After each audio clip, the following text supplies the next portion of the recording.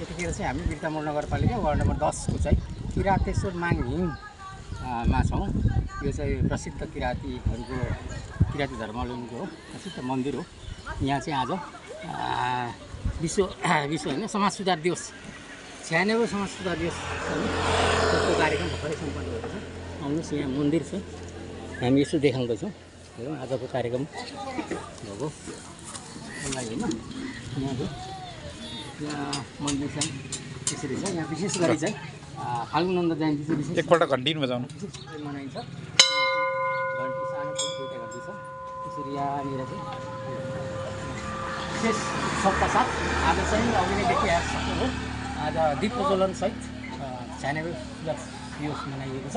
फाल्गुन नन्द जयन्तीले चाहिँ महागुरु फाल्गुन नन्दले चाहिँ समाज सुधारका लागि गर्नुभएका आजका चाहिँ विभिन्न कार्यक्रमहरू।